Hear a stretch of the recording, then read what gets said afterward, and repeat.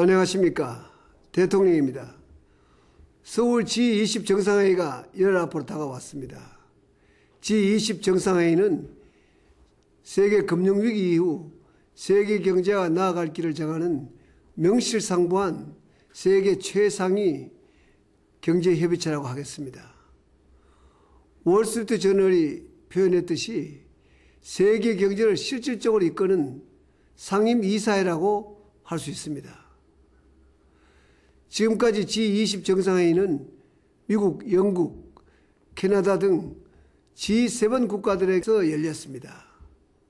이번 서울회의는 선진국이 아닌 나라에서 열리는 첫 회의이며 아시아 국가에서도 처음이라고 하겠습니다. 신흥국도 개최할 수 있다는 새로운 길을 튼 것이고 G20 정상회의가 갖는 역할이나 그 의미를 생각할 때 세계적으로 큰 변화라고 하겠습니다. 더욱이 우리는 의장 역할을 통해서 지구촌의 지속 가능한 발전과 번영에 기여하는 역사적 소명을 수행하게 되었습니다. 향후 세계 경제를 좌우할 의제들을 조정하고 합의를 이끌어내는 막중한 의무가 우리에게 주어졌습니다. 지금은 어느 한 나라의 위기가 곧바로 세계 위기로 연결되는 시대에 살고 있습니다. 금반 정상회의에서 가장 중요한 의제는 4가지로 요약할 수가 있겠습니다. 첫째는 환율 문제입니다. 지난달 경주에서 열린 재무장관 중앙은행 총재회의에서 서울 정상회의 성공을 향한 청신호가 켜져서 정말 기쁘게 생각하고 있습니다. 세계 모든 나라가 부정적으로 생각했던 환율 문제는 시장 결정에 따르는 환율 제도에 합의를 봤습니다. 주요국들의 이해가 첨예한 문제이니만큼 합의가 어려울 것으로 예상되었지만 회복기를 맞은 세계 경제가 보다 균형되고 지속적인 성장을 하기 위해서는 국제 공조가 중요하다는 인식이 그 결실을 가져왔다고 하겠습니다. 두 번째 어제는 경제 위기에 보다 효과적으로 대비하는 글로벌 금융 안전망을 만드는 것입니다.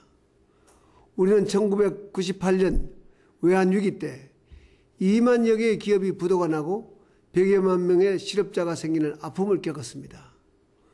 우리는 그 경험을 통해 귀중한 교훈을 얻었습니다. 위기를 사전에 막을 수 있도록 세계가 협력하여 튼튼한 글로벌 금융 안전망을 만들어야 한다는 것입니다. 세 번째 의제는 IMF 같은 국제금융기구를 개혁해야 한다는 것입니다. 그동안 IMF는 선진국 중심으로 운영되었습니다. 그러나 이제는 대한민국, 중국, 인도, 브라질 등 신흥국의 위상이 높아졌기 때문에 각 나라의 실력과 규모에 맞게 발언권이 주어져야 합니다. 각국의 이해관계가 걸려 있어서 갈등이 커질 수 있는 문제였지만은 우리의 적극적인 설득과 중재 노력으로 경주 재무장관 회의에서 마침내 합의에 도달했습니다. 글로벌 금융 안전망 구축이나 국제금융기구 개혁은 정말 뜻깊은 일입니다. 98년 외환위기 때 우리는 IMF의 금융 지원에 의존할 수밖에 없었지만 너무나 무리한 조건을 강요받았습니다. 네 번째는 개발 의제로 개도국이 빈곤에서 벗어날 수 있도록 성장을 돕자는 것입니다. 우리의 개발 경험에 비추어 지금까지 원조 중심으로 지원하던 것을 성장 기반을 다지는 방향으로 바꾸자고 제안했습니다. 다시 말씀을 드리면 물고기를 주는 게 아니라 물고기를 잡을 수 있도록 국제사회가 함께 도와주자는 것입니다. 이를 통해 보다 공정한 세계경제 질서, 공정한 지구촌을 만들어 나갈 수가 있을 것입니다. 또한 개도국 경제는 매우 역동적이기 때문에 이들 나라의 성장은 세계 경제 성장에도 크게 기여할 것입니다. 아프리카를 비롯한 많은 저개발 국가들이 크게 환영하고 또한 기대하고 있습니다. 개발 의제를 이끄는 우리나라에 대해 로버트 졸릭 세계은행 총재는 세계 경제 리더 자격을 갖췄다고 높게 평가했습니다. 경주회의가 열리기 전 사실 저는 매우 절박했습니다. 경주에서 합의를 이루지 못하면 서울 정상회의가 성공하기 어렵다고 판단했기 때문입니다. 그래서 미국, 중국, 독일을 위시한 EU 등에 협조를 요청하고 의견을 조율하는 데 전력을 다 쏟았습니다. 저는 각국 대표들에게 이번 회의에서 합의하지 못하면 귀국 교통편은 없을 것이라는 농담 아닌 농담을 했습니다. 긴장된 분위기를 풀기 위한 것이기도 했지만은 반드시 합의를 봐야 한다는 절박한 심정에서 한 말이었습니다. 각국 대표와 주요 외신들은 경주회의에 대해 기대 이상의 중대한 진전이다, 역사적인 성과다라고 평했습니다. 그러나 아직 많은 과제가 남아 있습니다. 서울 정상회의에서는 그간의 합의사항을 실천하기 위한 구체적 틀을 짜야 하고 남은 의제들에 대해 합의를 이뤄내야 합니다. 국제사회도 공조의 필요성에 공감하고 있고 우리도 최선을 다하고 있기 때문에 좋은 결과가 나올 것으로 기대하고 있습니다. 사랑하는 국민 여러분, 우리는 두 차례 경제 위기를 극복해냈습니다. 세계 경제의 중심국가 반열에 올랐고 세계 경제에 관한 최상의 협의체를 할 수 있는 G20 정상회의 의장국이 되었습니다. 또한 한EU FTA 체결에서도 알 수 있듯이 우리는 인권과 민주주의, 시장경제, 법치 같은 인류 보편의 가치와 제도를 실현하는 나라로 국제사회로부터 인정을 받고 있습니다.